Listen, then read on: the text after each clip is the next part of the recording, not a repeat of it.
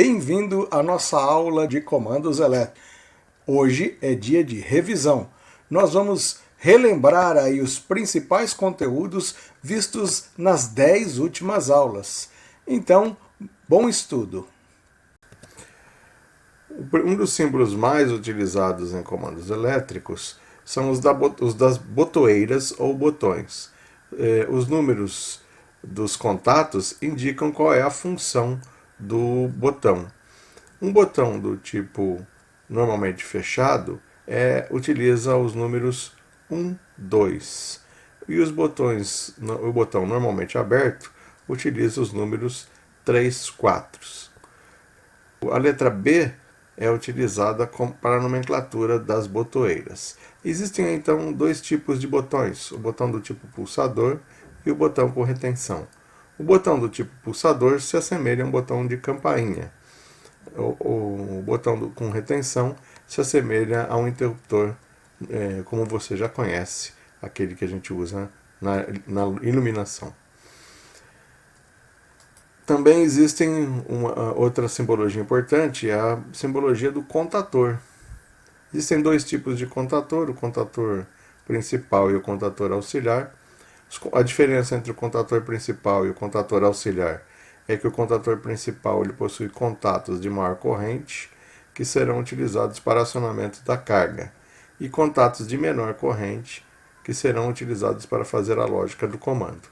Já o contator auxiliar não possui os contatos principais para acionamento da carga. Na prática, a gente utiliza um contator principal com contatos auxiliares. Vamos entender a numeração dos contatos. Contatos 1, 2, 3, 4, 5 e 6 fazem parte dos contatos principais.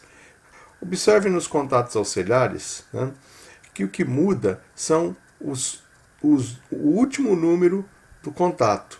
Por exemplo, no primeiro contato lá, no primeiro grupo, 13 e 14, o primeiro número que aparece é 1, 1 do 13 e 1 do 14. Significa que esse contato pertence ao grupo 1. No contato 21, 22, o primeiro número que aparece é o 2. Então significa que 2 do 21, 2 do 22. Significa que esse contato faz parte do segundo grupo de contato. No terceiro grupo de contato, temos lá o 31, 32. 3 do 31 e 3 do 32. No quarto grupo de contatos, temos o 43 e o 44. 4 do 43 e 4 do 44. Então, aí nesse grupo de contatos auxiliares, eu tenho 4 grupos de contatos auxiliares. O grupo 1, que é o 13 e 14. O grupo 2, que é o 21 e 22. O grupo 3, que é o 31 e 32. E o grupo 4, que é o 43 e 44. O último número indica a função do contato. Para o primeiro contato, é normalmente aberto. E nós vimos lá nas botoeiras que para normalmente aberto a gente usa 3, 4. Por isso então fica 13 e 14.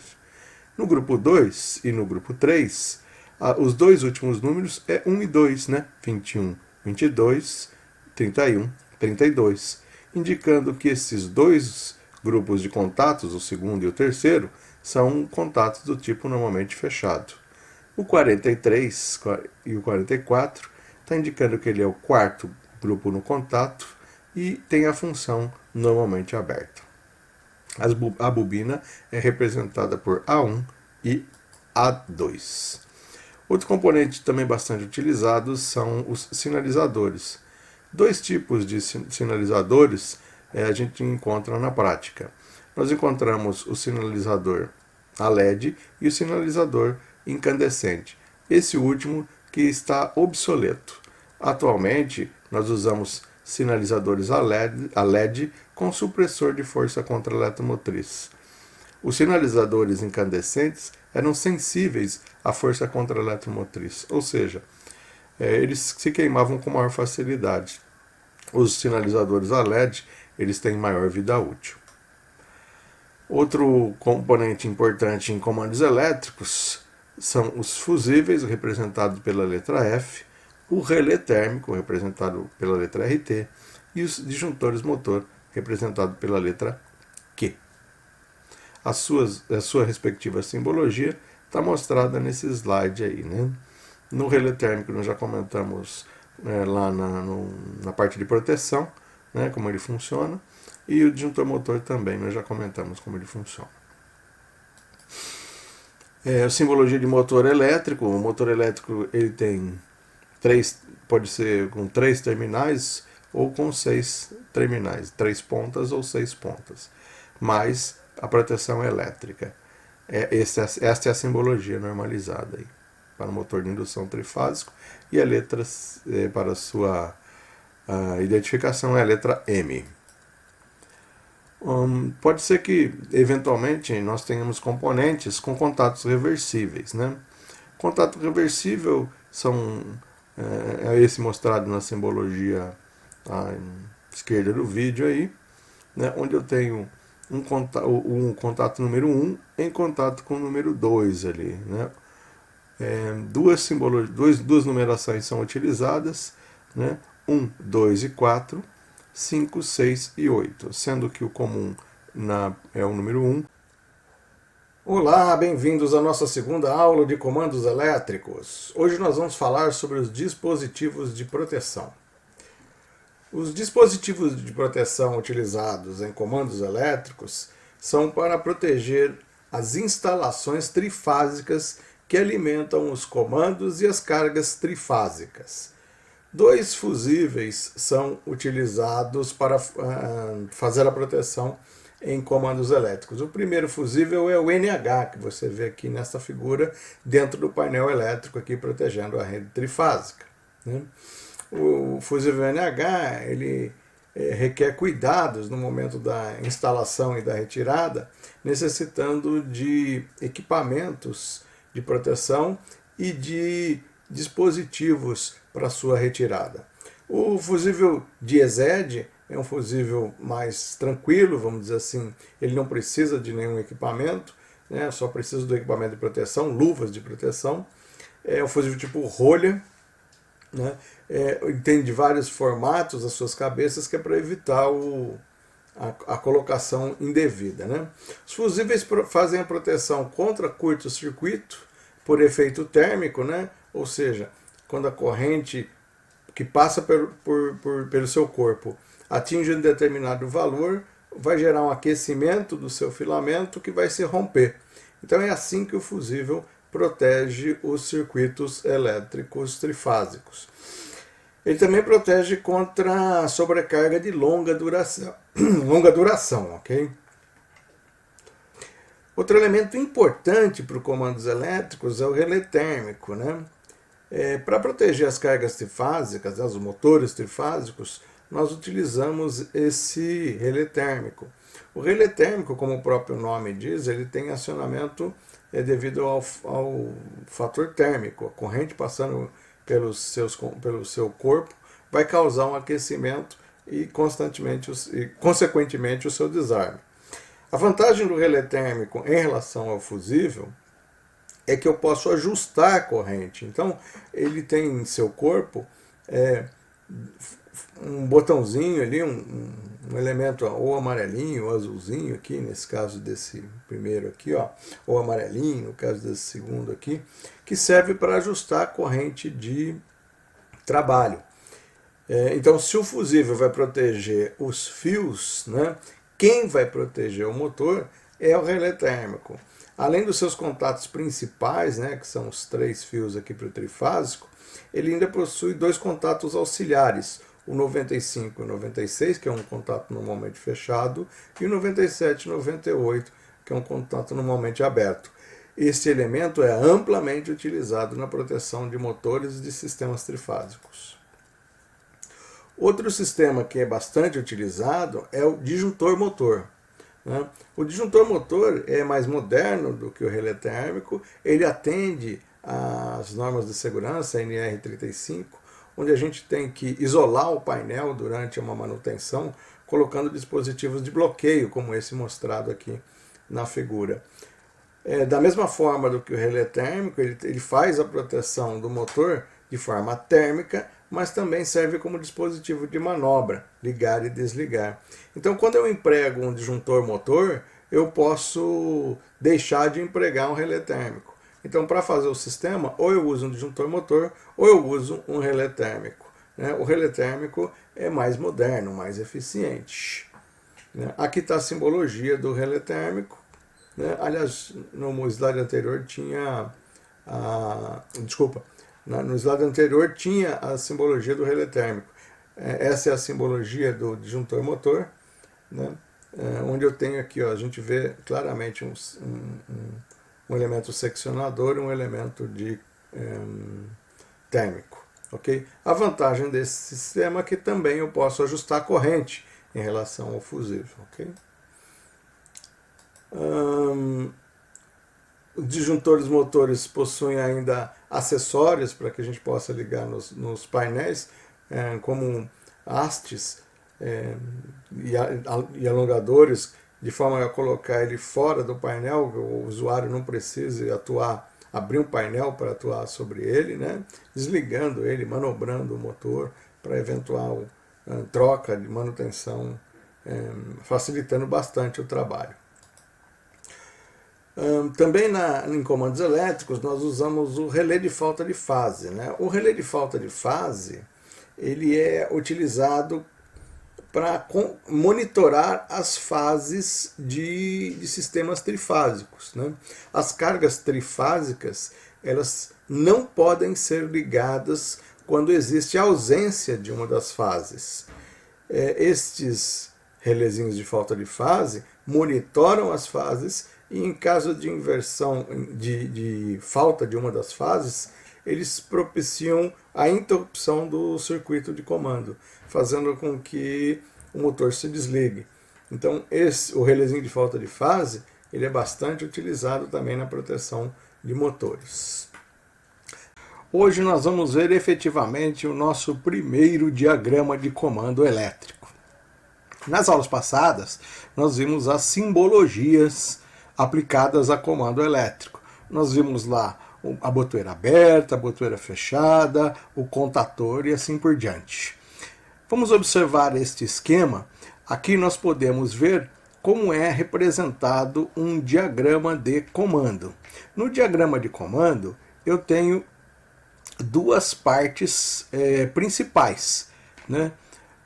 Uma parte que é o comando, duas partes principais não, o diagrama de comando ele se divide em duas partes. Né?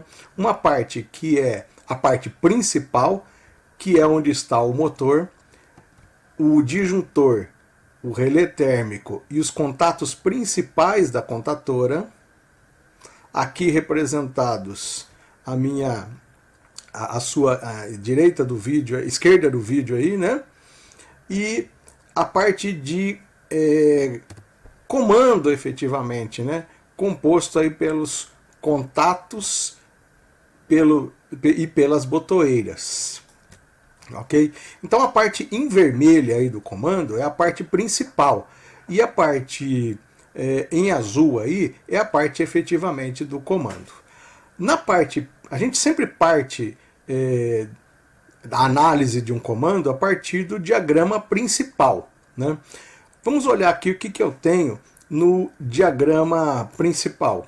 No diagrama principal eu tenho a alimentação trifásica, composta ali por L1, L2 e L3. Eu tenho um conjunto de disjuntores, composto aí pelo DJ1, conjunto de disjuntor trifásico, na verdade, um disjuntor trifásico. Eu tenho os contatos principais de um contator, olha lá, o 1, 2, o 3, 4, o 5, 6, são os contatos que vão suportar a corrente do motor. Eu tenho aqui um relé térmico para fazer a proteção do sistema e tenho efetivamente a carga que eu vou controlar. Então, aqui no meu diagrama de comando, né, no diagrama principal de comando, eu tenho esses elementos: a alimentação trifásica, o disjuntor, os contatos principais do contator, o relé térmico e o motor. Já no diagrama de comando, eu tenho vários elementinhos que a gente viu lá, né? Eu tenho aqui um botãozinho de emergência, né? Eu tenho aqui um relé térmico, o contatinho do relé térmico. Eu tenho aqui uma botoeira liga, que aqui é aqui na representação da simbologia, né? E aqui é a simulação física da botoeira liga e da botoeira de emergência, do botão cogumelo lá de emergência. Eu tenho aqui a botoeira B2, que é a botoeira desliga, e eu tenho a bobina do contator, que está aqui representada. Ah, e lógico, eu também tenho um disjuntor de proteção, né, representado aqui pelo DJ2. Então, olha só, o diagrama de comando ele recebe uma alimentação bifásica, né, aqui do DJ2. E aqui a gente montou o que a gente chama de selo, né, ou contato de autorretenção. Aqui no contato 13, 14, eu tenho um contato aberto que fica em paralelo com a bobina, com a botoeira B1. Esse camarada vai ser responsável por manter aí o contator atracado, é o contato de autorretenção. O contato de autorretenção é chamado no ramo da eletricidade, de comando, como contato de selo. Vamos simular o funcionamento? Vamos ver como é que é esse esqueminha aqui, né? Inicialmente eu vou fechar aqui o trifásico, né? Você pode observar que aqui foi energizado aqui o trecho do trifásico e vou fechar aqui o meu disjuntor bifásico. Então está energizado o comando e está energizado a parte do diagrama principal. Se eu não tiver acionado a emergência, ao clicar o botãozinho liga aqui, o que vai acontecer? Fecha momentaneamente o contato B1 aí, ó, e o selo apareceu aqui, ó. Foi bem rapidinho, eu vou repetir, ó. Se eu apertar o desliga, vai abrir momentaneamente aqui o B2, ó, derrubando o selo. Então, ó, novamente, ó, quando eu aperto o botãozinho, quando eu aperto aqui o botãozinho liga, ó, esse contatinho fecha momentaneamente e esse cara aqui sela, né? O contato de 13 e 14 sela. Vamos ver, ó. Simulando. Playzinho. Opa, desculpa. Playzinho, olha lá. Rapidinho aconteceu. Então, ó, fechou o selinho, 13 e 14 aqui, manteve ligado, ok? Para desligar, vamos ver o que vai acontecer aqui, ó. Se eu pressionar momentaneamente aqui, ó, o desliga, né? Esse contatinho aqui vai abrir momentaneamente, né? Que vai derrubar o selinho 13 e 14 aqui. Vamos ver? Então, eu vou apertar o desliga momentaneamente. Olha lá, quando uma pulsadinha aqui for suficiente para desligar. Então esse é o comando mais simples que a gente pode fazer, né? Um botãozinho para ligar, um botãozinho para desligar. Professor, e as proteções, né? Como proteção aí, além dos disjuntores DJ1 e DJ2, eu tenho aqui o relé térmico, né? Se o relé térmico acionar, o comando não consegue energizar. Então aqui através desse botãozinho aqui, eu vou simular a atuação aqui do relé térmico. Então olha só, o contato 95, 96 agora está simulando aí uma falha devido à sobrecarga. Então não adianta eu querer acionar aqui, ó, o liga, né? Ó, não adianta eu querer ligar o sistema e nem desligar, nada vai acontecer, porque ele impede que o comando seja energizado, né?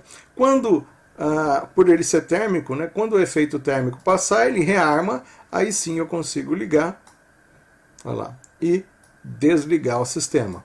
Se ele tiver ligado, aqui, ó, vou ligar o sistema, liguei o sistema, e aí esse contato 9596, abrir aqui, ó, vou simular ele aqui, ó, derruba o sisteminha, né, desenergizando o comando. E se eu apertar a emergência, né? A ideia é a mesma. A emergência é o botão de retenção, né? Então tá ligado aqui meu sisteminha, né? Olha lá, vou ligar a emergência, bati na emergência, botãozinho cogumelo, ele foi acionado. Não adianta eu querer ligar, não adianta eu atuar aqui na botoeira, nada vai acontecer, né? Então aí, nosso primeiro comandinho, né? O que eu preciso guardar desse sisteminha aqui, né? Qual que é a importância aqui? Eu preciso guardar, na verdade a gente precisa aprender, decorar e até aprender a desenhar o diagrama de comando, né? Essa parte aqui, a parte principal do diagrama de comando, porque ela é igual para a maioria dos comandos de ligação direta. Ela é sempre assim. Então, você vai ter que decorar essa forma, esse desenho aí, né? Da mesma forma que você decorou lá um retificador, que você decorou uma porta lógica. E também como a parte de comando, né? Como executar um comandinho, como fazer aqui um comandinho básico aí, um comandinho de partida direta. Então esse é o selo desliga dominante, né? Por que é um selo desliga dominante? Porque em caso de acionamento simultâneo do botão liga e do botão desliga, ele vai permanecer desenergizados, né? O comando não vai ligar. Vamos ver aqui, ó. Vou fazer essa simulação, vou ligar aqui o DJ1, DJ2, vou apertar o liga, ó lá, ele vai ligar, e vou apertar o desliga junto. Então, se eu acionar o botãozinho liga e o botãozinho desliga, né, olha, o comando ficou desenergizado. Por quê? Fechou aqui o contato da botoeira B1, mas abriu o contato aqui da botoeira B2. Qual que é o problema agora? O problema é que na hora do desacionamento, eu posso desacionar o desliga, e aí o comando vai ficar ligado. Ó. Vou soltar o liga agora. Né? Ou em caso de acionamento simultâneo, vou voltar a fazer o acionamento simultâneo. Ó. E eu vou soltar o desliga primeiro, vou soltar primeiro o liga, está acionado os dois, vou soltar primeiro o liga, depois vou soltar o desliga. Aí ele permaneceu desligado. Então, o acionamento simultâneo das botoeiras, né, liga e desliga, não é desejado. É um erro, é uma coisa que não deve ser feita. Mas, se for feita, se houver um acionamento simultâneo aqui do liga e do desliga, enquanto estiver acionado ambas as botoeiras, o comando não deve ligar. Então, esse sisteminha aqui é chamado de selo desliga dominante. Por quê? Porque em caso de acionamento simultâneo, né, ambas as botoeiras, o comando deve ficar desligado. Só que na hora de soltar as botoeiras, quem for soltado por último vence. Se eu soltar por último liga, ele vai ficar ligado. Se eu soltar por último o desliga, ele vai ficar desligado. Nesta aula, pessoal, nós vamos falar sobre o dimensionamento de uma partida direta de motor trifásico. Nós já falamos sobre uma partida direta de motor trifásico, já mostramos como ela funciona.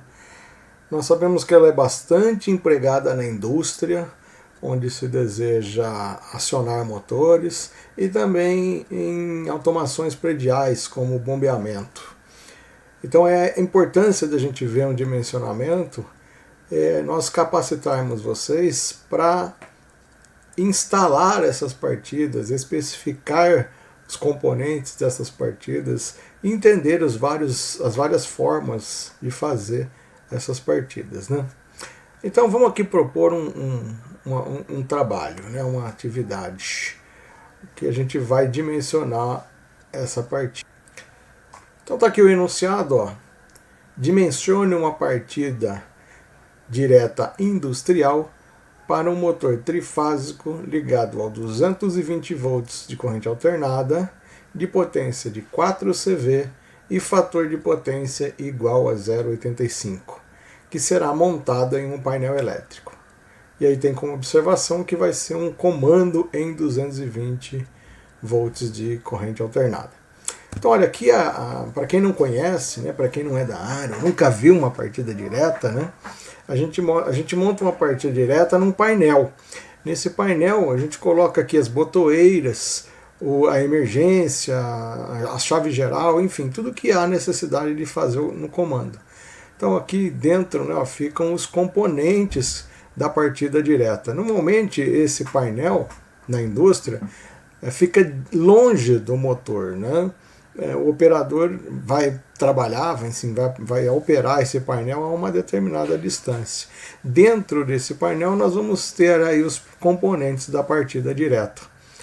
Ok? Então aí, quais são os componentes? Depende, mas basicamente uma partida tem um sistema de proteção, que a gente vai usar disjuntor ou disjuntor motor, vai ter contatores, e sistemas de proteção como relé térmico, disjuntor e também disjuntor motor, né? Quando a gente faz a proteção.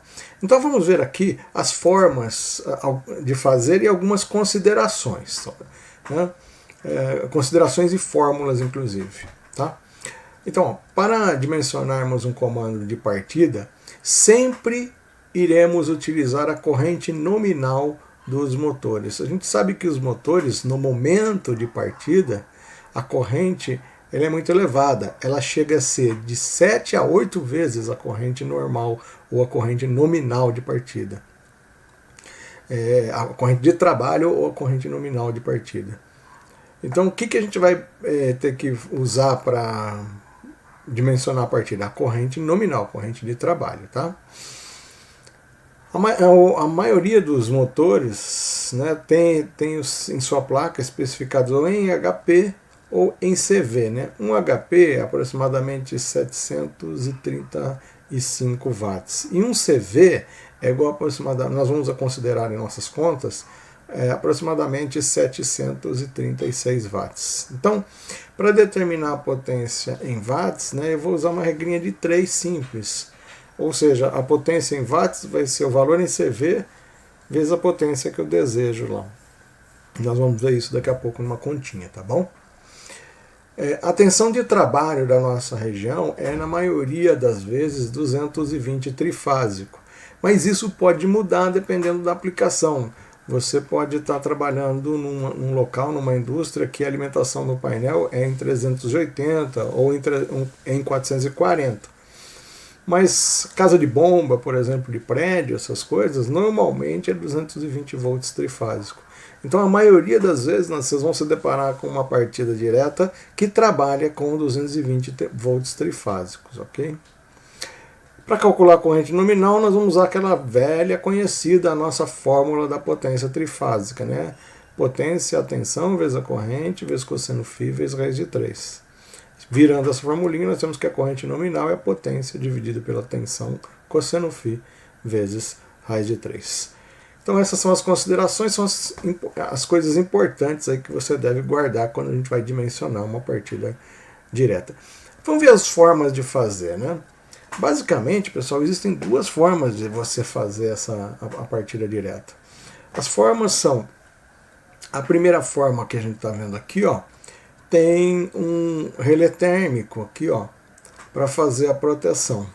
Eu tenho um conjunto de fusíveis e um disjuntor aqui, um trifásico. E para fazer a proteção do motor eu uso um relézinho térmico. O comando pega a alimentação aqui, para fazer a proteção do comando aqui eu uso um disjuntorzinho bifásico e ele vai alimentar toda a parte do meu sistema que nós já estudamos uma partida, estudamos exatamente essa partida lá. Também estudamos essa outra aqui, ó, onde eu tenho aí uma proteção feita com um disjuntor motor. O disjuntor motor dispensa o uso do relé térmico, né, porque ele faz a proteção contra a sobrecarga. E alguns modelos também fazem a proteção contra a falta de fase. Se houver falta de diferença de fases, ele também desarma, né? Então aí eu vou usar uma configuração um pouquinho diferente, né? Como na primeira vez, ó, eu uso aqui fusíveis, desculpa, para fazer a proteção aqui, uma chavinha geral, um disjuntor motor para fazer a proteção do motor e um disjuntor bifásico para fazer a proteção do diagrama de comando. Então essas duas configurações são as configurações que a gente usa quando a gente vai encontrar na maioria das vezes dos sistemas que já estão implantados. Mas depois a gente vai ver que agora a indústria está pedindo que a gente faça essas configurações em 24 volts, mas esse assunto nós vamos ver daqui a pouquinho. Tá? Então olha só, dimensionar uma partida, né, fazer o quê? Por exemplo, vamos pegar das duas formas, vamos pegar a primeira forma que a gente usa relé térmico. Né? Então, para dimensionar uma partida com relé térmico, significa o quê? Dimensionar os cabos aqui, ó, os cabos que eu vou ligar ao motor, né? Qual vai ser a bitola do cabo, né, em milímetro quadrado. Dimensionar esse fusível aqui, o fusível F1. Né? Dimensionar aqui qual é o contator aqui, o contator K1. Né? Dimensionar o disjuntor tripolar aqui, ó, o disjuntor trifásico, que eu vou colocar aqui o DJ1, e dimensionar esse disjuntor bipolar aqui, né? Ou seja, e especificar o relé térmico. Né? Então, quando eu dimensiono essa partida, eu preciso especificar cabo, fusível, contator, disjuntor tripolar, disjuntor bipolar e relé térmico. Se eu estiver fazendo uma partida direta com o disjuntor motor, então eu preciso também especificar praticamente as mesmas coisas. O que muda é que eu não tenho relé térmico, então, em vez de especificar o relé térmico, eu vou especificar um disjuntor motor. Também preciso especificar o cabo, né, a espessura do cabo que vai alimentar aqui. Preciso especificar o fusível, o contator que vai aqui. Preciso especificar aqui, ó, o disjuntor motor, que é esse cara que vai aqui. E o disjuntor bipolar, que vai fazer a proteção do comando. Então aqui eu tenho estes 5, né? 1, 2, 3, 4, 5 elementos aqui para dimensionar. Então, uma partida eu sou obrigado a falar sobre disjuntor motor, e a outra eu sou obrigado a falar sobre relé térmico. A indústria também, pessoal, pede agora, atualmente, que a gente faça esses mesmos comandos, né, com 24 volts. Não é o caso do nosso exemplo aqui agora. Mas por que a indústria está pedindo, né, que a gente faça os comandos em 24 volts? É para atender as normas de segurança na área de elétrica, segurança em máquina, segurança elétrica, a NR12 e a NR10. Né? Então, mas por que eu vou usar 24 volts? Porque a gente acredita que 24 volts é um limite mais seguro do que os valores de 115 e 220 VCA que a gente estava usando nos painéis. O operador vai ter contato com as botoeiras e pode tomar choque nas botoeiras. Então, para evitar algum acidente, nós vamos diminuir então a tensão de trabalho das botoeiras, okay? E contatores. A tensão de corrente contínua também é mais eficaz em lidar com quedas de circuitos causadas por correntes altas, pois trabalha com limitadores para a proteção dos curtos-circuitos. A gente consegue fazer uma proteção mais eficaz usando fonte chaveada, principalmente, né, nos painéis de comandos. E muitas vezes, na maioria das vezes, os painéis de comando eles ficam longe efetivamente do motor, né, do acionamento. Então, a distância é importante e o acionamento em corrente contínua acaba se mostrando mais eficaz, né? Porque eu vou ter menor perda aí no trajeto. Okay? E aí, lógico, eu vou atender a norma NR12, que fala de segurança em máquinas, e a NR10, que fala em segurança da área de elétrica. Né? Essas duas normas têm capítulos que buscam evitar o contato direto do operador com a máquina ou com o equipamento elétrico que está sendo utilizado. Então aí nós vamos atender a essa norma. Né? O que muda? Né? A parte do diagrama de potência não muda. Né? Ou seja, fica tudo igual. Né? O que vai mudar é a parte de comando. Né? Lá na parte de comando eu vou ter os componentes, a mesma configuração, porém os componentes especificados para 24 volts de corrente contínua ou 24 volts de corrente alternada.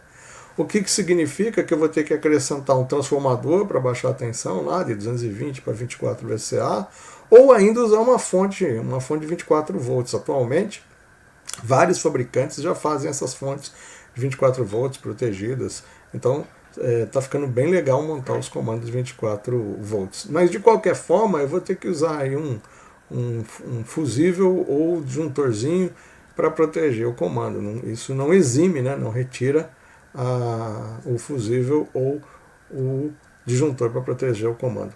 No nosso caso, nós vamos trabalhar com as partidas em 220. Então, olha aqui, ó, os exemplos em 24 volts, né? Que a gente estava falando aí que atendem a NR10 e a NR35. Ó. No primeiro, a forma de fazer, ó, parte aqui de comando não mudou, né? Aliás, a parte principal não mudou. O que mudou foi só esse detalhinho aqui, ó. Ele ganha um transformador aqui para baixar a tensão. Ou então ele ganha aqui um transformador e uma etapa de retificação, ou ainda substituir esse transformador e essa retificação a uma fonte chaveada. E aí eu estarei atendendo a NR35, que fala de segurança em máquinas e equipamentos. Ok? Então vamos ao que interessa. Nós vamos calcular uma partida para 220, porque tem bastante partida ainda aí no mercado que trabalha assim, e a gente não vai trocar o comando todo, né? Já que está lá operando, a gente muitas vezes vai fazer manutenção, verificar uma especificação. Então é isso que nós vamos trabalhar hoje, ok? Então, como é que eu vou fazer o cálculo da nossa corrente lá, né? Voltando então ao nosso enunciado, né? Lá no nosso enunciado dizia o seguinte: dimensione uma partida de comando, dimensione um comando de partida direta industrial para um motor trifásico ligado ao 220. CA de potência de 4 CV e fator de potência igual a 0,85, que será montado em um painel elétrico. E o nosso comando vai ser em 220 VCA. Primeira coisa que a gente tem que fazer é converter os 4 CV de CV para watts. Então a potência em watts é igual a CV vezes 736. Então vai ficar 4 vezes 736, vai dar 2.944 watts. Usando a fórmula da potência, né, dá uma virada nela aí, a gente vai chegar que a corrente nominal é a potência dividida pela tensão vezes o cosseno φ vezes raiz de 3, né, dividido por U vezes cosseno φ vezes raiz de 3.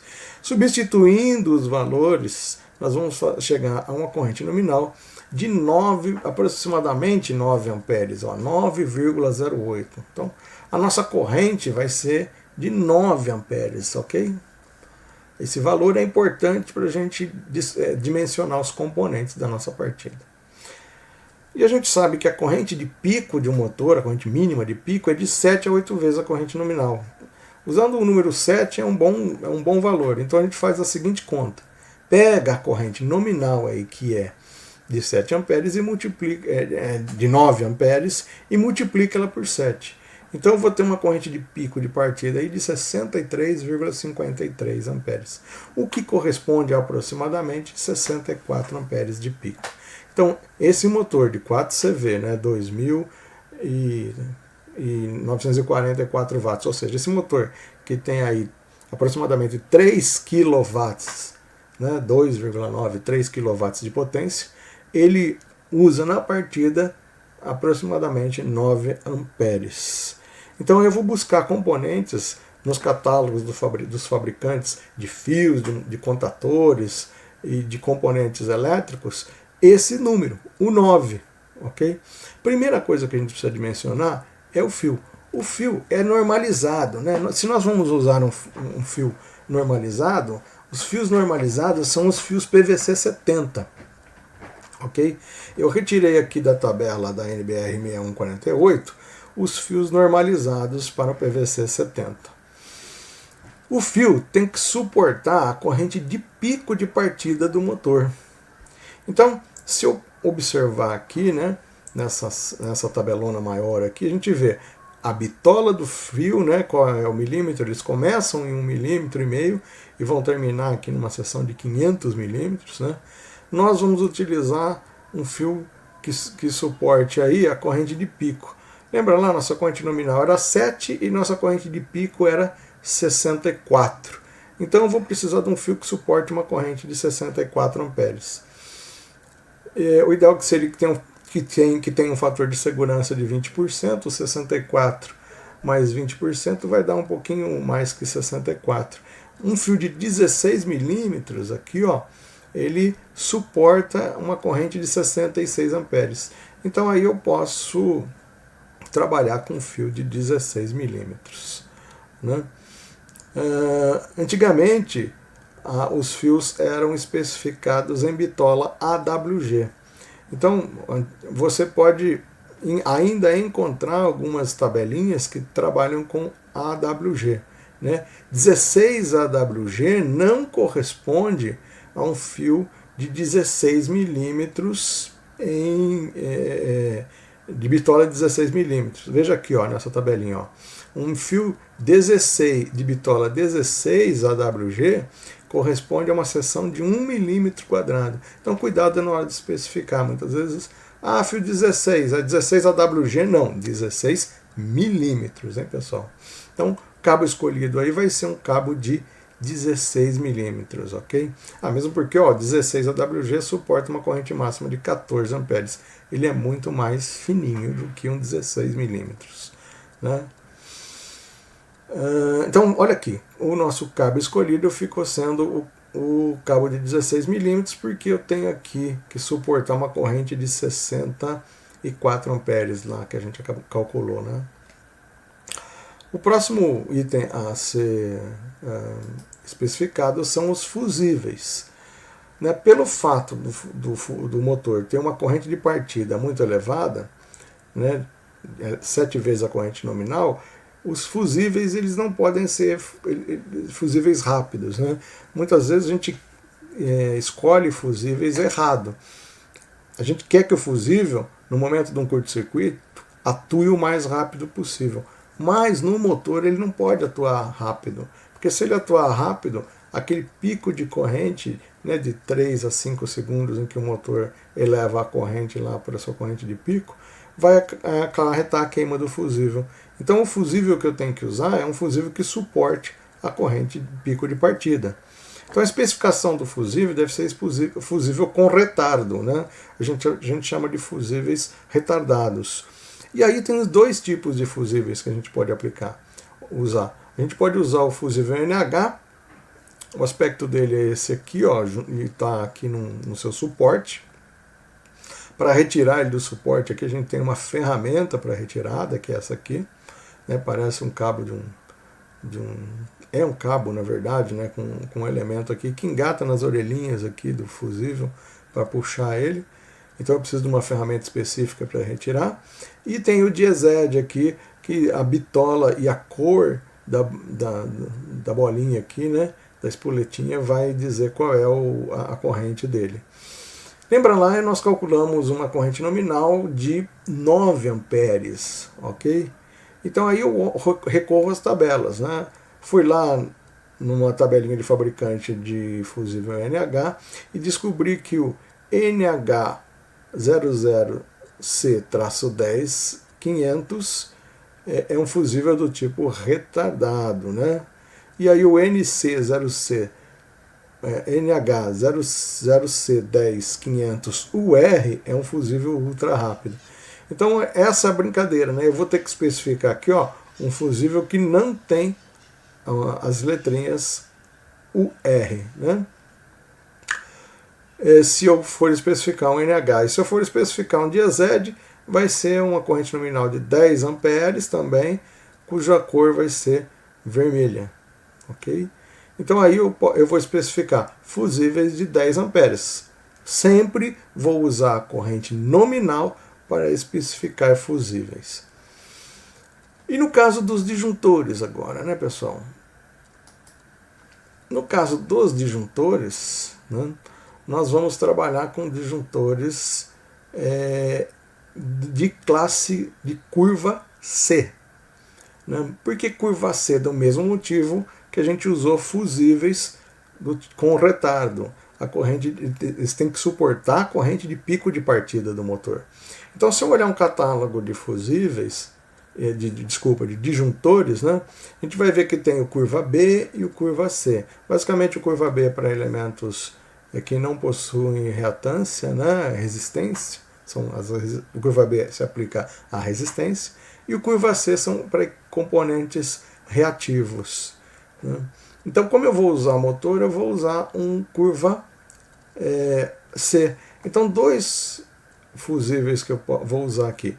Eu vou usar um para o meu para proteger o meu motor lá, né? E o outro para proteger o comando. Olhando a nossa tabelinha aqui, ó, desse fabricante, da Schneider, a corrente nominal menor que eu tenho aqui, ó, é para 6 amperes. Né? E o curva C, ó, é o K32A2C6. Né? Então eu vou especificar esse cara aqui, ó, K32A2C6, fusível de 6 amperes, curva C. Tá? E para o tripolar, fusível, ó, de 10 amperes, K32A3C10. Você fala, professor, o senhor está especificando fusíveis e disjuntores para corrente nominal. O meu fio vai suportar 63 amperes. Isso mesmo. Então eu posso especificar disjuntores também na ordem que vão proteger o meu fio. O meu fio suporta até 66 amperes. No pico eu vou usar 64 amperes. Só que aí o que acontece? Eu vou proteger, a instalação vai ficar protegida, os fios vão ficar protegidos com os disjuntores, né? Mas para essa nossa partida aí vai sobrar a proteção. Então é preferível que você faça uma proteção mais sensível do que uma proteção para apenas contra curto-circuito, né? Já que eu tenho a proteção magnética, e por que não usá-la, né? Então aí eu vou usar disjuntores para corrente nominal, ok? Vou usar disjuntor para corrente nominal, porque de verdade ele tem que suportar o pico de partida. O que eu posso fazer é que se o meu motor estiver partindo fora da curva dele lá, ele vai consumir no momento da partida mais que 7 vezes a corrente nominal. Então, aí, em vez de usar um fusível de 10 amperes aqui, eu posso usar um fusível de 16. Mas aí é só depois que você instalou mesmo e viu se a máquina está partindo corretamente. Mas no nosso dimensionamento, né, físico, nós vamos dimensionar aí para corrente nominal, ok? O próximo componente que a gente vai ver é o contator. O contator, pessoal, ele é especificado pela tensão e pela potência de trabalho. Então eu vou dar uma olhada no catálogo. Aqui eu tenho um catálogo que foi retirado da WEG, né? E eu olho aqui, ó. Nós vamos trabalhar com uma potência de motor trifásico, né? 4 polos, 60 Hz a 1800 RPM. Então nós vamos trabalhar aqui com uma tensão de 220 a 230 volts. A nossa potência em kilowatts é aproximadamente 3, que é 2,9 um pouquinho lá, né? 2,9 que nós calculamos, 9,4. Então, ó, 3 kW é um motor de 4 CV. Confere, beleza. Se eu estivesse trabalhando de 380 aqui, ó, eu ia pegar aqui um motor de 4, o menor que eu tenho aqui é o de 5 CV. Né? Esse contator vai suportar uma corrente máxima aqui, ó, de 12 amperes, mas é o especificado pela WEG para trabalhar com um motor de 4 CV. Então eu não dou muita bola aqui, ó, por esse valor de corrente, não. Eu vou aqui pela potência nominal do emprego, tá? Sempre especificar aqui pela potência nominal. Então a potência nominal aqui é um 3/4 de CV, né? Eu vou usar então aqui, eu vou também olhar se eu preciso de contato auxiliar, né? Aberto, fechado. Então eu escolhi um bom aqui, escolhi um que tem um contato aberto, que tem um contato aberto, que tem um contato fechado.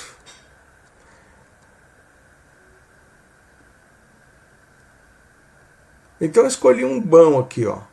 Um que tem um contato aberto, um que tem um contato fechado e que ele tem a possibilidade de colocação de bloco auxiliar aí, tá? Então eu olhei aqui no catálogo e vi esse CWM121130. Então, como é que eu especifico então esse cara, né? Especifico pela potência e pela tensão. Então, eu vou trabalhar contator de 3 kW, 4 CV, para trabalhar em 220 volts.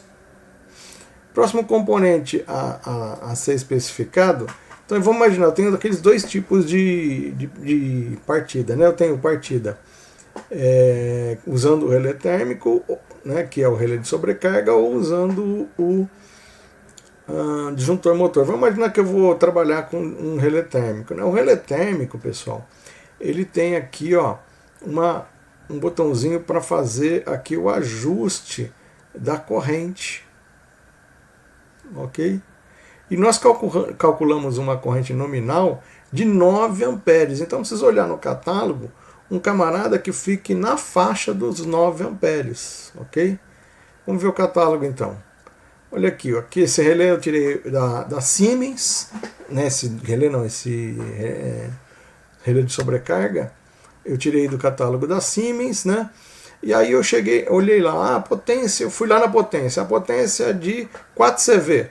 4 CV, eu falei, mas o 4 CV ele vai ajustar de 5,5 a 8. Falei, poxa, minha corrente nominal é 9.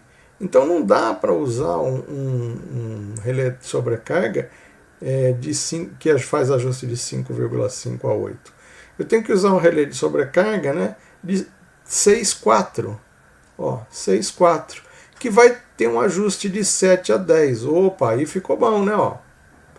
Ou até um de 7,5 a 5,5, né? Ó, que eu vou ter de 9 a 12. Mas o de 7 a 10 aqui, ó, fica perfeito, porque fica no finalzinho da faixa dele lá. Né? E se precisar dar uma reduzida, eu posso deixar ele mais sensível. Então aqui, ó, esse relé de faixa de 7 a 10 vai ser perfeito para o meu motorzinho que a gente acabou de calcular. Então, especificação desse relé, faixa de 7 a 10. Porém, eu podia estar especificando uma partida mais moderna, usando o disjuntor motor, né? Lembra que eu falei que o disjuntor motor, ó, ele também tem ajuste de corrente de sobrecarga, aqui, ó, overload e release, ó, ajuste de sobrecarga. E esse modelo específico, o MPW25, ele é sensível à perda de fase, né? Ou seja, se uma das fases de motor cair, ele desarma devido à diferença de fase. Então ele também é um diferencial, né? Um interruptor diferencial, isso é importante. Outra coisa é que ele também atende a NR10 no quesito de segurança de bloqueio, né? Eu também posso colocar aqui nessa manopla aqui, né, um cadeado, né? Outros elementos, outras apresentações, como essa aqui, ó, apresentam um contato, a mesma brincadeira, um local aqui onde eu posso colocar um cadeado aqui para evitar a manobra. Esse cara aqui, ó, ele tem um contato auxiliar aqui que é desejado quando a gente quer trabalhar com um comando. Então aí eu especifico o disjuntor, motor, mais um bloquinho de contatos auxiliares. Esse também é necessário especificar um contatinho de bloco auxiliar que vai do seu lado aqui, ou às vezes, dependendo do modelo, ele é acoplado no próprio disjuntor motor. Vamos então olhar o catálogo do disjuntor motor, né? E ele tem um catálogo parecidíssimo com o do relé de sobrecarga. É lógico, ele faz a mesma função. Então, se eu for lá buscar, né, para um motorzinho de 4 CV 3 kW, eu vou ter ajuste aqui de 5,5 a 8. Mas não vai dar certo, porque nós calculamos para a nossa partida com aquele fator de potência 9. Então, de verdade, eu vou precisar aqui, ó, usar de potência de 6 a 4,5, que vai ter um ajuste aqui de 7 a 10. Então é a mesma faixa do relé de sobrecarga, de 7 a 10. Então o nosso disjuntor motor escolhido vai ser um disjuntor na faixa de 7 a 10. Então olha só como é que ficou. Lá no enunciado estava assim, Dimensione uma partida de comando.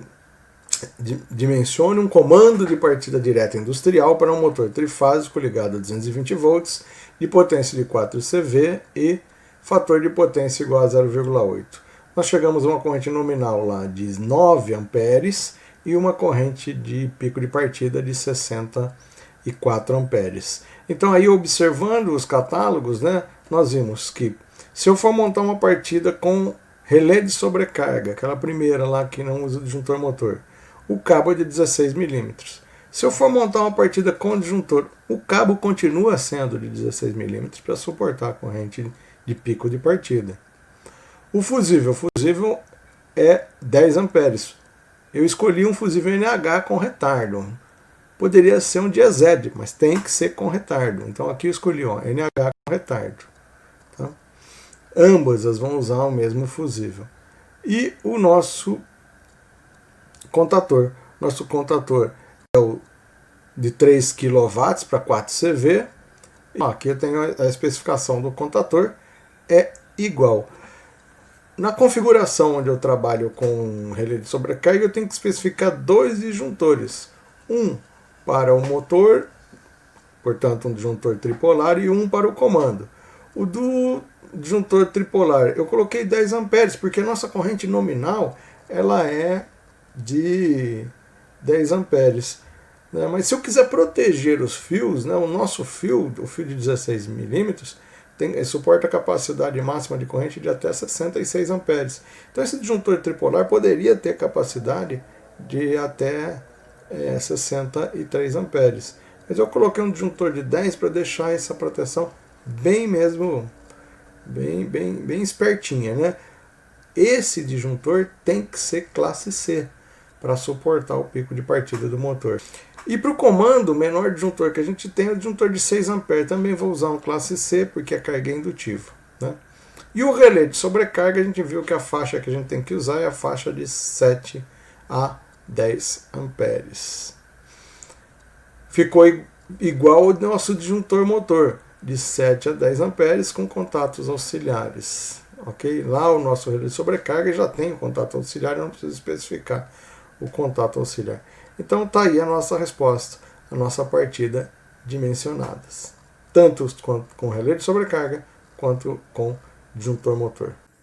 Então, para uma reversão de motor trifásico, nós devemos usar o intertravamentos de contatos do contator, que é mais seguro, uma vez que o contator que vai atracar o fará apenas se o contator que não vai atracar estiver solto.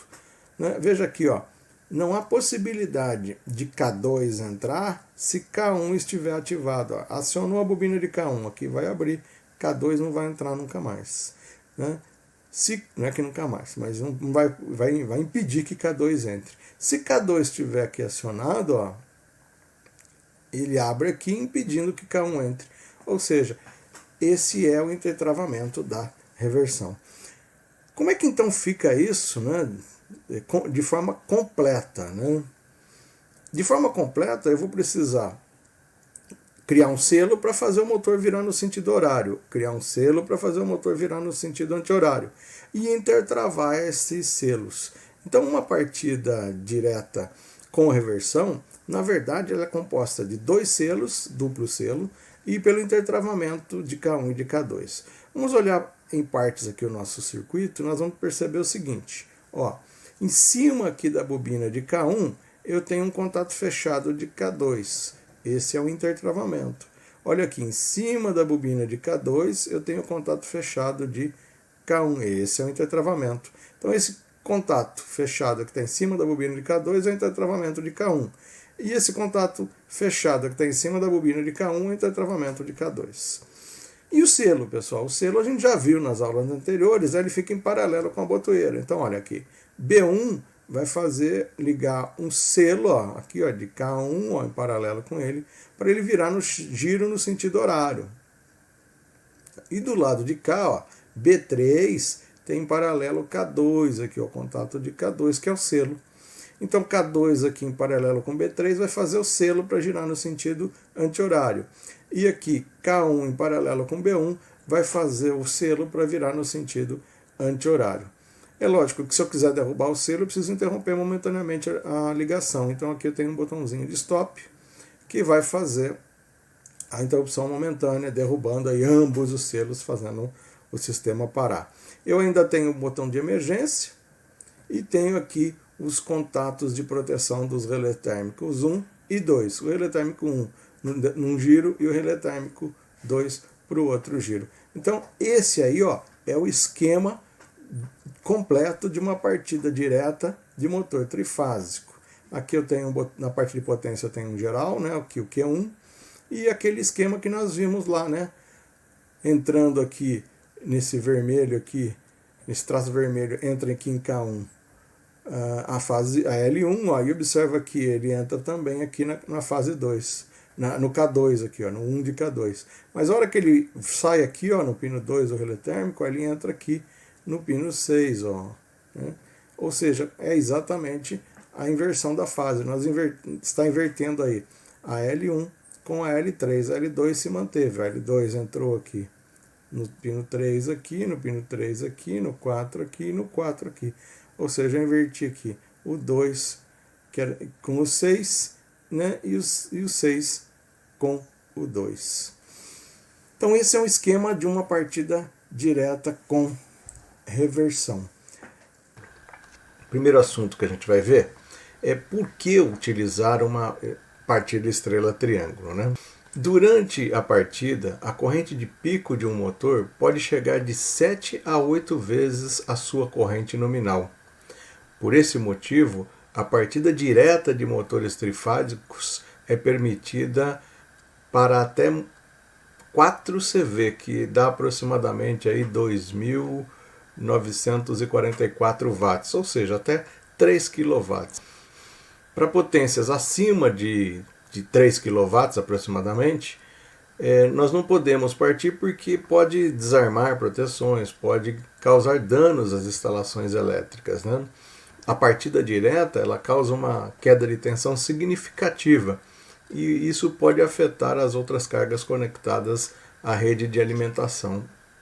Por isso é que a gente vai lançar mão aí de artifícios para reduzir a corrente de partida dos motores.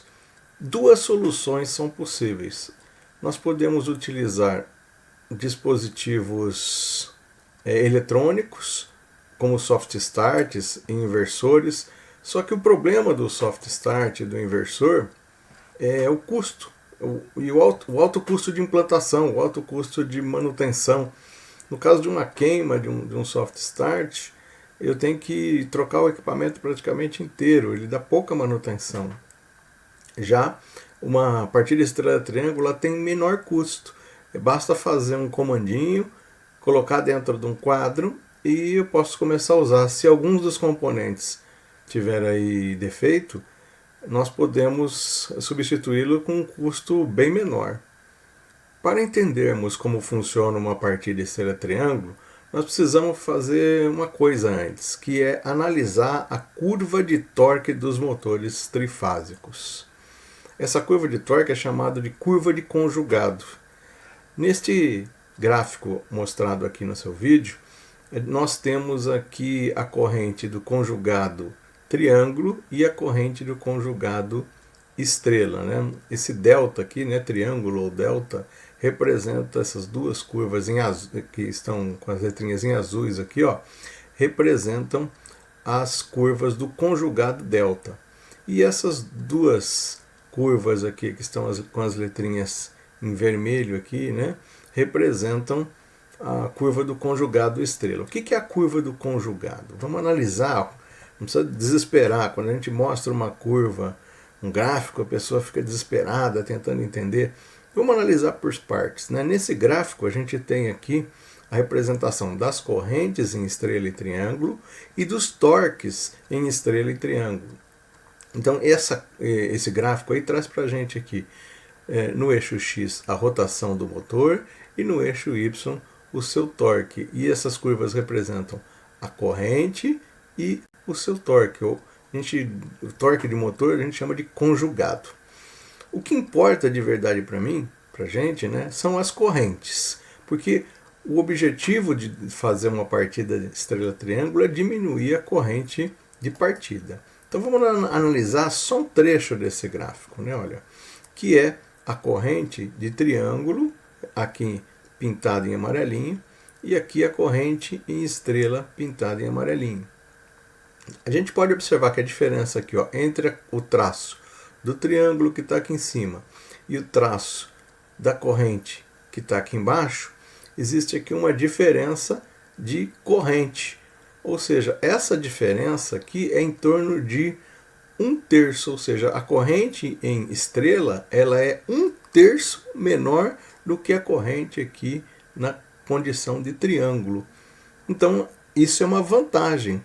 Nós já não vamos ter aqueles problemas lá do início, onde a gente tem a queda de tensão, onde a gente tem uma corrente muito alta, né? Então, eu também posso observar nessa curva aqui, ó, que o conjugado, ó, o torque, também vai ser aqui, ó, 1/3 do torque, né? Ou seja, quando aqui eu tenho a rotação vai aumentando, o torque vai aumentando, inicialmente ele dá uma queda, depois ele vai aumentando, pronto, chegou aqui, ó, no máximo. Quando eu tenho o máximo do torque aqui no triângulo, a mesma coisa acontece aqui, ó, a corrente vem subindo na estrela aqui. Estes torques, essas setinhas em vermelhas, são aproximadamente 1/3 para cada um, ou seja, aqui na parte inferior do gráfico, eu tenho a corrente em estrela mostrando que a corrente é 1/3, mas também o torque é 1/3. Então, olha, se eu observar o pico do torque aqui na estrela e o pico do torque aqui no triângulo, a gente vai ver que eu tenho 1/3 do torque. Então, olha, no momento da partida, o torque será reduzido a 1/3 do torque nominal. Por esse motivo, a gente não pode partir um motor a plena carga. Deve partir sempre sem carga. E essa é a limitação quando eu monto uma chave de partida estrela-triângulo. A corrente cai, mas o torque também cai. Os torques estão mostrados aqui nessa figurinha. Olha, você percebe que o torque inicial, aqui nas setinhas em azul, também tem relação de 1/3 e eles também vão se manter em 1/3 na condição nominal de funcionamento. Então, é assim que funciona o motor trifásico no momento da partida. À medida que a gente aumenta a rotação, o torque tem essas curvas em amarelo. Para triângulo, a maior aqui, e essa menorzinha é a da estrela. Mas enfim, como é que eu fecho lá? Como é que eu faço o fechamento em estrela? Como é que eu faço o fechamento em triângulo? Os motores de 6 pontas ou 6 terminais, né, eles apresentam um bloco onde a gente vai fazer as conexões aqui no seu interior, ou às vezes tem diretamente o fio lá identificado e a gente é obrigado a emendar os fios, mas eles vão ser identificados com as letras U1, U2, V1, V2, W1, W2. E nós podemos fechar esse cara de duas formas: 220 volts na condição de triângulo ou 380 volts na condição de estrela, presumindo que esse motor tenha uma tensão de linha de 127 volts. Aí, outra identificação é por números, né? Está aqui em azulzinho nessa figura: 1, 2, 3, 4, 5, 6. Então, os terminais de um motor trifásico podem ser identificados com as letras UVW, U1, V1, U1, U2, V1, V2, W1, W2. Ou ainda, 1, 2, 3, pelos números 1, 2, 3, 4, 5 e 6. Eu prefiro usar, e a maioria das pessoas quando estuda comandos, usa os números 1, 2 e 3. Mas se tiver lá no seu motor o VW, né, U1, V1, W1, W2, não tem importância, você faz somente a conversão, pensando que o U1 é o pino 1, o V1 é o pino 2, o W1 é o pino 3, o U2 é o pino 4, V2 é o pino 5 e W2 é o pino 6. Os motores trifásicos permitem que a gente inicialmente ligue eles em duas tensões, 220 e 380 volts. Então, se eu fecho da primeira forma aqui, eu vou ligar o motor em 220. Se eu fecho da segunda forma aqui, eu vou ligar o motor em 380. Cada fio lá do terminal do motor representa uma bobina. Se eu pegar aqui, então, olha, nessa figurinha, observe nessa figurinha, eu tenho aqui o L1 é a representação de uma bobina no interior do motor. O L2 é a representação de outra bobina no interior do motor. E o L3 é a representação de outra bobina também no interior do motor. Porque o motor é trifásico, eu tenho aqui um fechamento que vai se comportar como se fosse três bobinas. E aí, lógico, cada bobina vai ter o seu terminal. Se eu pegar aqui, ó, a bobina L1, né, ela vai ter aqui como os terminais 1 e 4. Se eu pegar a bobina L2 aqui, ó, ela vai ter como terminais o 2 e o 5. E se eu pegar aqui a bobina L3, ela vai ter como terminais o 3 e o 6. E aí eu posso fechar esses terminais num triângulo. Está aqui representado na nossa figurinha. Neste fechamento aqui, ó, na representação do triângulo, nós vemos claramente as bobinas aí. A L1, a L2, a L3 e a L1, L2 e a L3. E eu vou ligar esses terminais na alimentação, que aqui eu vou representar como R, S e T.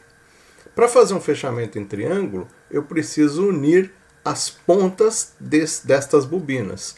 Eu preciso unir o terminal da ponta 1 com o terminal da ponta 6. Então, se eu olhar aqui no meu triangulinho, ó, 1 com 6. E levar ele lá para a alimentação. Levar lá para a alimentação R.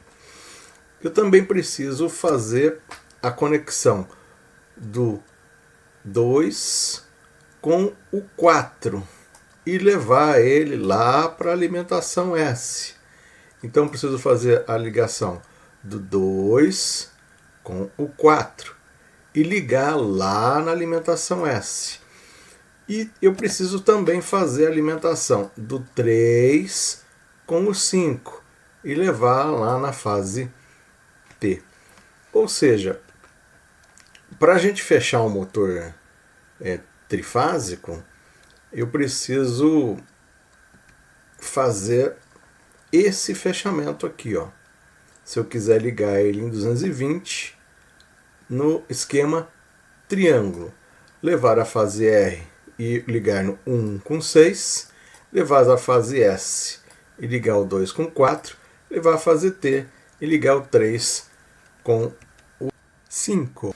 Então, lá no motor, fica com esse aspecto aqui, né? O motor tem 6 terminais, e aqui está representado em vermelho a fase da L1, ou da R, em azul a fase da L2, a S, e em preto aqui a fase da L3. O azul aí não é que eu vou ligar ele no neutro. Nada disso, aqui é só uma representação para você entender o fechamento. Então, se eu quiser fechar um motor em triângulo, o que eu preciso fazer? Eu preciso usar essa combinação aqui. Isso vai fazer com que eu possa ligar o meu motor em 220. Já, se eu quiser ligar ele em estrela, o que muda? É a mesma coisa. As 3 bobinas estão representadas aí, L1, L2 e L3, e eu vou ter que fazer o seguinte fechamento. Vamos prestar atenção aqui no nosso fechamento. Nosso fechamento vai ser 1 vai para o R, 2 vai para o S, 3 vai para o T. E aí eu vou unir o 4, o 5, o 6. Vamos ver lá no esquema? Está aqui a representação das bobinas. E eu vou fazer o seguinte, vou pegar aqui, ó, a fase R e mandar para o 1. Beleza, ó, fase R, mandar para o 1. A fase T, S, a fase S, vou mandar aqui para o 2. A fase S manda aqui para o 2. E a fase T aqui, vou mandar para o 3. Muito bem, fase T para o 3.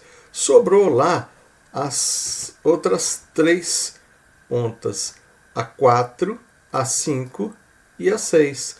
Então eu vou unir aqui, ó, a 4 com 5 e com a 6. Pronto, esse fechamento é um fechamento do tipo estrela. Como é que fica então lá no nosso motor? Lá no nosso motor fica assim.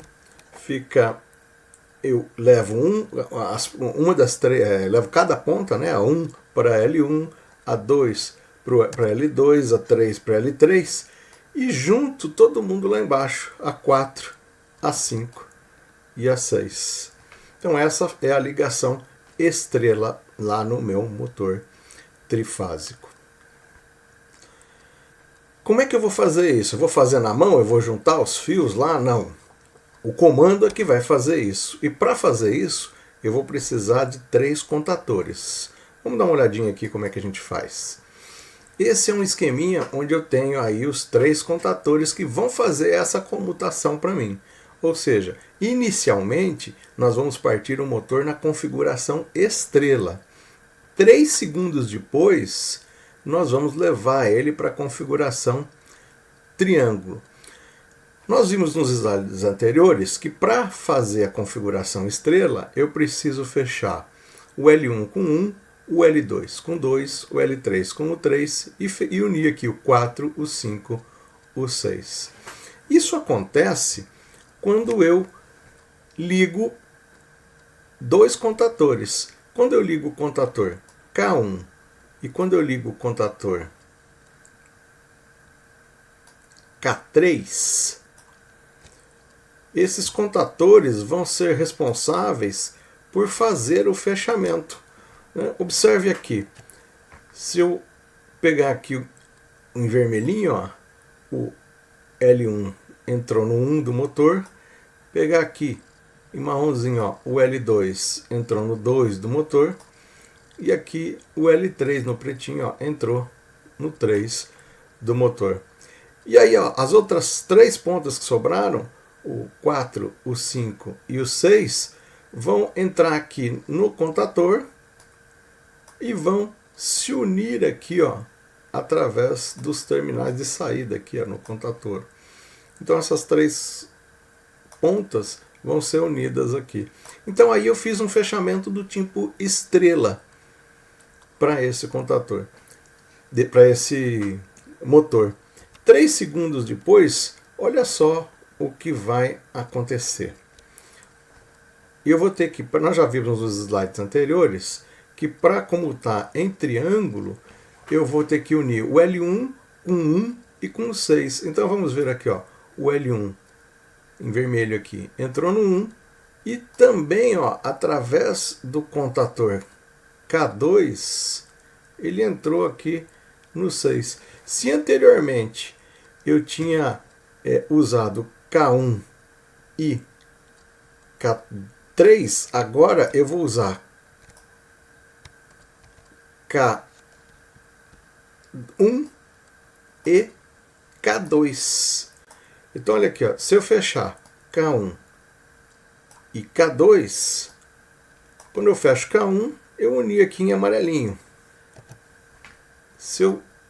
E aqui, quando eu fecho K2, eu uni aqui, ó, esse vermelhinho no pino 6. Ou seja, eu fechei aqui o 1 com o 6. Quando eu acionei K1 e acionei K2. Ou seja, quando eu aciono K1 e K2, eu faço os fechamentos 1 com 6, 2 com 4 e 3 com 5. Então eu coloco esse motor na condição triângulo. Para partir o motor, então, olha só o que vai acontecer. Inicialmente eu preciso colocar em estrela, fazer um tempo de 3 segundos e depois levar ele para configuração triângulo. Inicialmente entrou K1 e K3 e depois entrou K1 e e K2. Então, essa é a sequência do comando. Na partida entra K1 e K3, inicialmente. 3 segundos depois, vai entrar K1 e K2. É assim, então, que os contadores fecham em estrela inicialmente e depois triângulo. Tem uma coisa que a gente tem que observar quando a gente vai fazer a partida estrela-triângulo nesse diagrama de funcionamento aí da parte de potência, da parte principal. Não deve entrar os contadores K1 e K3 simultaneamente. Se isso acontecer, nós vamos colocar as fases em curto, ou seja, se K3 armar juntamente com K2, as fases ficarão em curto. Olha aqui no nosso diagrama. Entrou K2 e entrou K3. Se a gente observar aqui, você vai ver que a fase em vermelho entrando aqui, o L1, ó, passou pelo K2, passou pelo K3 e foi se unir aqui com as duas outras fases que vêm de lá do meu sistema. Então, olha só, esse caminho aqui que vai ser percorrido pela corrente vai dar de encontro com o mesmo caminho que foi percorrido pela corrente do L1, pela corrente do L2. E elas vão se encontrar nesse ponto, causando aí um curto circuito na instalação elétrica. Então, olha, esse símbolo aqui, quando você vê nos equipamentos, né, significa a tensão, que você vai ter que tomar algum cuidado. Então, apareceu o símbolo de um triângulo com uma exclamação no meio, significa atenção. A gente vai ter aí alguma coisa para olhar. Então, qual é a instrução aqui? Junta K3 e K2 jamais podem entrar juntos. Então, na parte de potência é isso.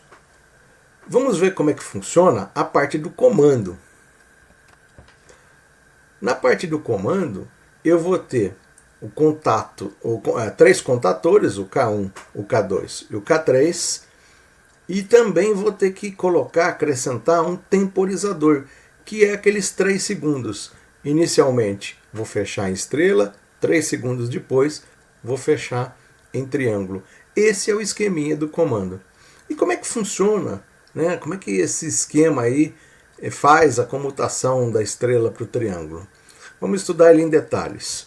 Inicialmente, né, se eu apertar o botãozinho Start, o que vai ocorrer é que vai ser fechado o selo lá de K1,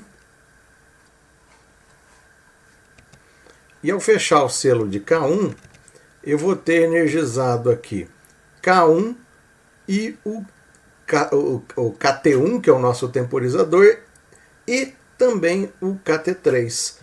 Ou seja, se eu tiver aqui esse elemento selado, o elemento de K1 aqui, ó, contatinho de selo fechado, eu vou ter energização dessa parte em azul no meu comando. Fechando aí, energizando o K1, o KT1 e o K3. Lembra lá que o K2 não pode entrar com o K3? Como é que a gente resolveu isso? Né? A gente resolveu da seguinte forma. Existe aqui um intertravamento entre os contadores K2 e K3, de forma que, se K2 estiver, K3 não vai poder entrar, e vice-versa. Se K3 estiver, K2 não vai poder entrar. Então aqui a solução para que K2 não entre com K3 é esses dois contatos fechados em cima das bobinas de K2 e K3 e os seus respectivos intertravamentos. Ou seja, eu pego aqui um contato fechado de K2 e põe em cima de K3.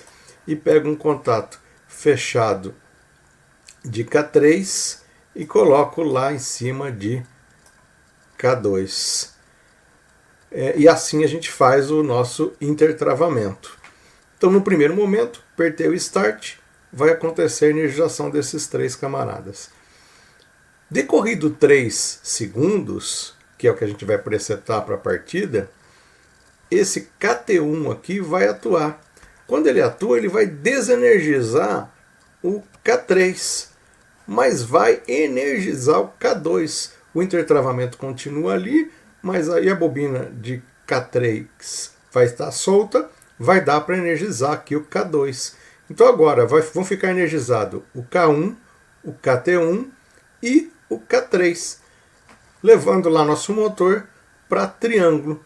Se inicialmente eu tinha a energização de K1 e K3, agora eu tenho de K1 e K2. O KT1 não sai, né? Ele entra logo no início da partida e não vai sair mais. Então é assim que funciona a partida.